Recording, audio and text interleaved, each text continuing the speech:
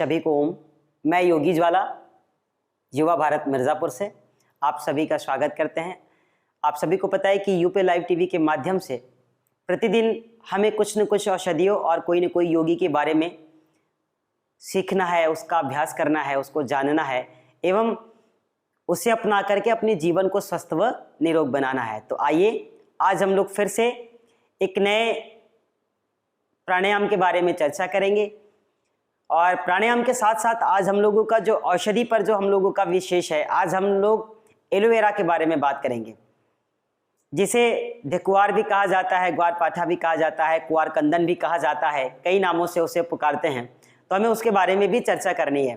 तो सत्र को शुरू करने से पहले हम आपको ये बताना चाहते हैं कि हर व्यक्ति अगर प्रतिदिन उठ करके सुबह सुबह बैठ करके किसी एक आसन में, सुखासन, सिद्धासन, पद्मासन, कोई एक आसन लगा करके और अपनी स्पाइन को सीधा रख के केवल 3 से 5 बार से लेके 7 से 10 बार, 12 बार केवल ओमकार का अभ्यास करेगा। तो ध्यान दीजिए, उद्गीत जिसे कहते हैं, तो ओमकार केवल करने मात्र से जब व्यक्ति एक बार ओमकार करता है तो एक बार ओमकार कर लेने से हमारे शरीर में 1,11,000 समथिंग बार वाइब्रेशन होती है। सोचिए कि केवल एक बार सीधे बैठ करके ओमकार का गुंजन कर लेने मात्र से इस पूरे शरीर में, स्थूल शरीर में 1,11,000 समथिंग बार जब वाइब्रेशन होगी तो हम बिल्कुल स्वस्थ व निरोग हो सकते हैं। और केवल ओमकार कर लेने मात्र से व्यक्ति के कैंसर, कोलाइटिस, एड्स जैसे घातक रोग भी दूर हो जाते हैं। और यह बात हम नहीं कह रहे हैं, यह बात सिद्ध हो चुकी है। वैज्ञानिकों ने रिसर्च करके इस बात का प्रमाण दिया है कि केवल व्यक्ति अगर ओमकार करे तो बड़ी से बड़ी व्याधियों से मुक्ति पा सकता है। तो हम लोग प्रतिदिन कम से कम 3 से 5 बार ओमकार करेंगे। कैसे करना है इसका आपको ध्यान देना है। आइए आप लोग बिल्कुल सीधे बैठ जाएं और सीधे बैठने के बाद ध्यान देना है 3 चीजों का। पहले हमारा कमर, दूसरा हमारी कंधे और तीसरी हमारी गर्दन। इन तीनों चीजों को आपको बिल्कुल एक सीध में रखना है और सीध में रखने के बाद हम लोग बिल्कुल सहज भाव में बैठते हैं। स्पाइन को सीधा करके आप सहज भाव में बैठें, दोनों हाथों को आप आगे लाएं। देखिए अंगुष्ठ भाग को आप तर्जनी अंगुली से मिलाइए। इस तरीके से मिलाने के बाद आप ध्यान मुद्रा की स्थिति को बनाएं और आराम से बैठें। अब हम आप दोनों लोग अपनी आंखों को बंद करके केवल गहरी सांस भरते हुए ओमकार करना है और आप कम से कम 3 से 5 बार ओमकार कीजिए। इसके बहुत विशेष लाभ होते हैं, उसके बारे में भी हम आपको बताएंगे। तो आप आराम से बैठे, गहरी सांसों को भरें।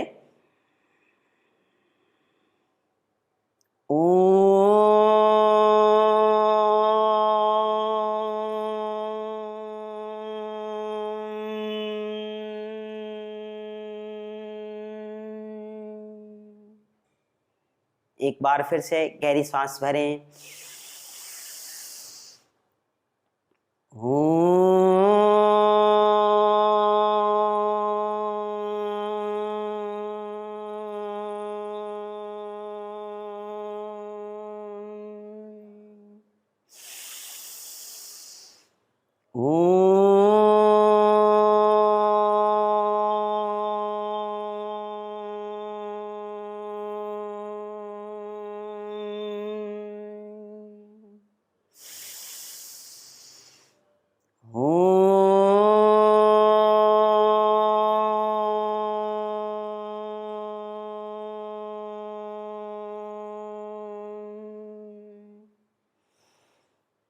अब आप सहज हो जाएं।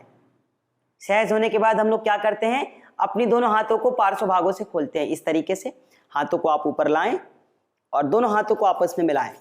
शुभ संकल्प करें कि इस ब्रह्मांड में, इस संसार में, इस सृष्टि में, इस धरा पे परमात्मा ने, इंशाल्लाह ने, गॉड ने, वाहेगुरु ने, भगवान ने जो भी दे दीप्यमान ऊर्जा दे रखा है, जो औषधियां दे रखी है, जो शक्ति के स्रोत, जो आनंदमय वातावरण दे रखे हैं, वो सब हम लोग अपने हाथों में कलेक्ट कर रहे हैं। और ऐसे शुभ संकल्पों के साथ आप दोनों हाथों को धीरे धीरे नीचे लाएं, अपनी मुखमंडल से लगाएं।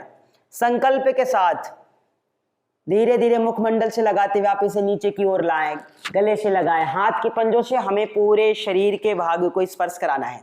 जहां तक हमारी हाथ जाए, शरीर के हर एक भाग को हम हाथों से स्पर्श कराते हैं। धीरे धीरे नीचे की ओर आए और वापस आए, थाई से होते हुए धीरे धीरे आगे की ओर लाएं। घुटनों से होते हुए आप पूरे पैर को आराम से, फिर धीरे धीरे हाथों को और फिर कंधों को इस तरीके से आप हाथों से एक दूसरे भाग को पूरा स्पर्श कराएं और फिर आराम से आंखों की शिकाई करते हुए सहज भाव में बैठ जाएं एवं धीरे धीरे आप अपनी आंखों को खोल दीजिए।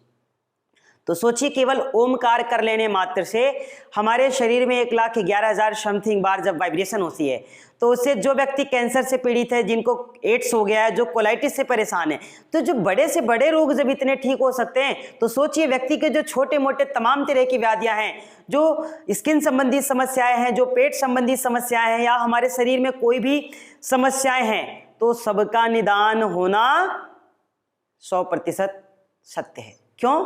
क्योंकि कहते हैं जैसा व्यक्ति का संकल्प होता है और जैसी हमारी इच्छा शक्ति होती है, जब हम पूरे संकल्प के साथ किसी कार्य को करते हैं तो उसमें हमें 100% लाभ होता है। इसी तरीके से जब हम ओमकार करते हैं, अ उ म, अकार उकार व मकार, जब हम तीनों शब्दों का उच्चारण करते हैं तो हमारे शरीर में घर्षण होता है। जैसे फोन वाइब्रेट करता है, उसी तरीके से इस शरीर में जब घर्षण होगा तो बड़ी से बड़ी व्याधियां भी हमारी और आपकी नष्ट हो जाएंगी। तो ध्यान दीजिए कि हमें प्रतिदिन बैठ करके 3 से 5 बार हमें ओमकार करना है। कुछ हमारे भाई बहन है, जो मुस्लिम भाई बहन है, वो ये ना सोचे हुए कि ओमकार करना है, वो ओमकार करें मगर उसमें संकल्प हो, उनका विचार हो कि हमें इसमें अपने इंशाअल्लाह याद आ रहा है, हमें गॉड वाहेगुरु जो भी आपके ईश हो, आप उनका स्मरण करते हुए, उनका ध्यान करते हुए आप ओमकार कीजिए, जिससे कि आप बड़े से बड़े व्याधियों से बच सकते हैं। तो एक तो आपको ये ओमकार जो है इसे करना है। दूसरा एक हम आज प्राणायाम आपको बताने वाले हैं जो हर व्यक्ति को करना चाहिए।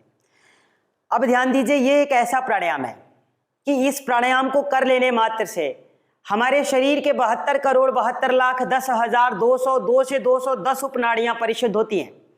अब बात आती है कि ऐसा प्राणायाम है कौन सा, तो मैं आपको बताना चाहता हूं कि अनुलोम विलोम, अनुलोम विलोम जिसे नाड़ी शोधन प्राणायाम कहा जाता है, नाड़ी शोधन क्रिया भी कुछ लोग इसे कहते हैं। तो आप जब प्रतिदिन अनुलोम विलोम का अभ्यास करते हैं, तो सोचिए जब हम अनुलोम विलोम का अभ्यास करते हैं, अनुलोम विलोम के अभ्यास कर लेने मात्र से हमारे शरीर के 72,72,10,202 उपनाड़ियां जब परिशुद्ध होंगी, तो क्या हमारे और आपके शरीर में कोई रोग रह जाएंगी या फिर कोई व्याधियां रह जाएगी? संभव ही नहीं है। तो आपको प्रतिदिन कम से कम 5 मिनट से लेकर 10-10 मिनट तक आपको अनुलोम विलोम का अभ्यास करना है। जिनका बीपी लेवल बढ़ जाता है, जो शुगर की समस्याओं से परेशान है, जिनका शुगर लेवल बढ़ा है, जो लोग इंसुलिन लेते हैं, उनके लिए बहुत महत्वपूर्ण है। साथ ही साथ जिनकी स्टेमिना अच्छी नहीं है, जो फौज में जाने वाले लोग हैं, जो अपनी क्षमता को बढ़ाना चाहते हैं, अपनी कैपेसिटी को बढ़ाना चाहते हैं, जो सांस के पेशेंट हैं, ऐसे लोग कम से कम 5 मिनट से लेकर 10 मिनट तक जब प्रतिदिन इस अनुलोम विलोम प्राणायाम का अभ्यास करेंगे, तो वो सारी चीजों से, सारी व्याधियों से निवृत्त हो सकते हैं। तो हमें और आपको कुछ नहीं करना, बिल्कुल हम आप सीधे बैठते हैं। हम क्या करते हैं, राइट हैंड को ऊपर लाते हैं, अंगुष्ठ भाग से तर्जनी को मुलाइए इस तरीके से। अब इसके क्या करते हैं, चेंज कर देते हैं, इसको मूला भाग में लगा दीजिए। देखिए इस तरीके से आप अपने हाथ की स्थिति को बनाएं और हम क्या करते हैं, बिल्कुल सीधे बैठे। दूसरा हाथ जो है वो ध्यान मुद्रा की स्थिति में नीचे लगाओ। आप इसको आराम से लाइए और दाहिने नासिका के पास इस अंगुष्ठ भाग को लगाएं। नासा छिद्र को आप बंद कीजिए। अब बाईं ओर से श्वासों को भरिए।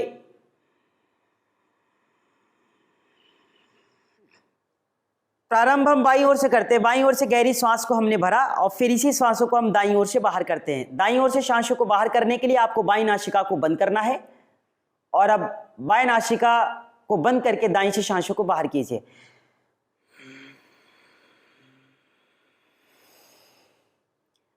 अब फिर दाईं से ही सांसों को भरते हैं। दाएं से श्वास को भरिए, बाईं ओर से बाहर कीजिए।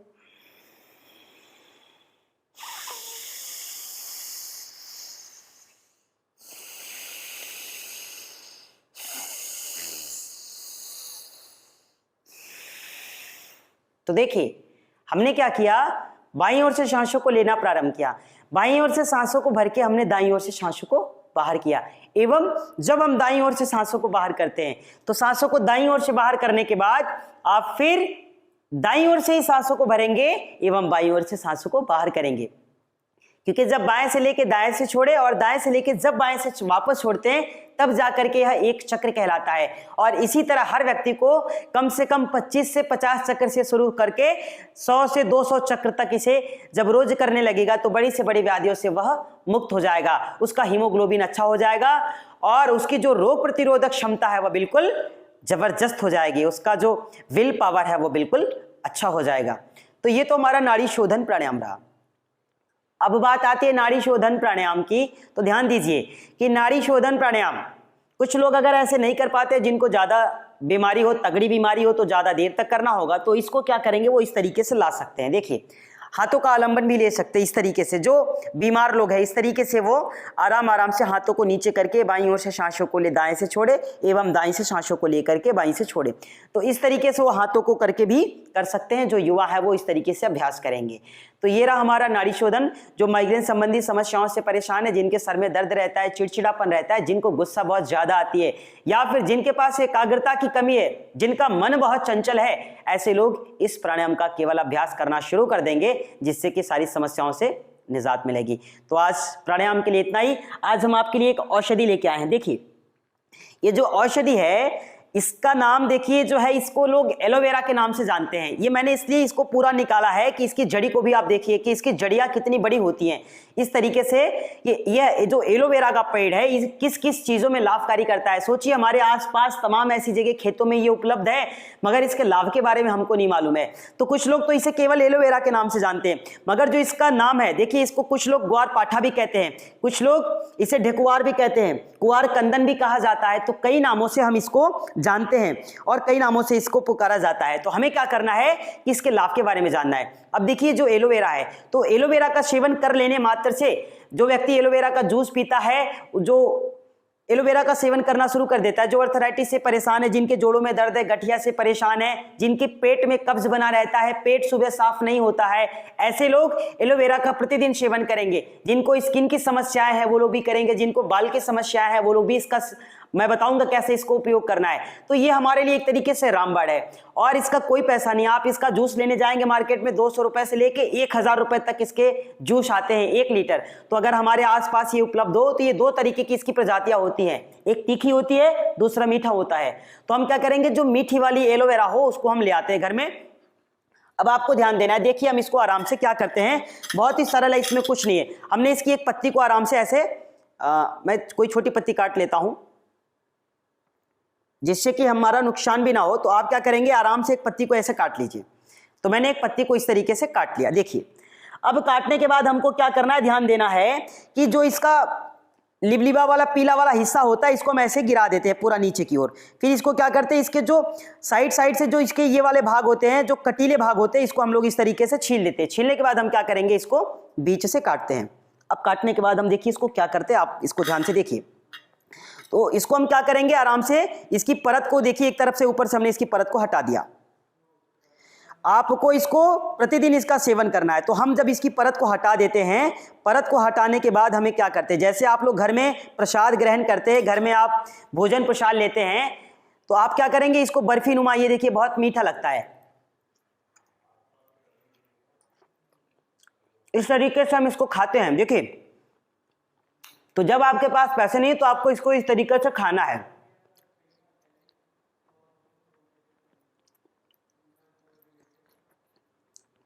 जब आप इसका सेवन करेंगे तो आपके अगर अर्थराइटिस की समस्या है, जो लोग जोड़ों के दर्द से परेशान है, गठिया बहुत दिनों से है, उनका सही नहीं हो रहा है, बहुत तरह के इंजेक्शन और दवाएं खा करके थक चुके हैं, वो लोग जो गैस से परेशान है, जिनका पेट साफ नहीं होता है, वो लोग इसका प्रतिदिन सेवन किया करेंगे। और साथ ही साथ जो लोग चाहते कि हम हमेशा युवा रहें, हमारे ऊर्जा हमेशा ऐसे ही बनी रहे और हम बिल्कुल हमारा चेहरा चमकता रहे, तो वो क्या करेंगे, हमेशा नौजवान बने रहने के लिए वो इसका उपयोग करेंगे।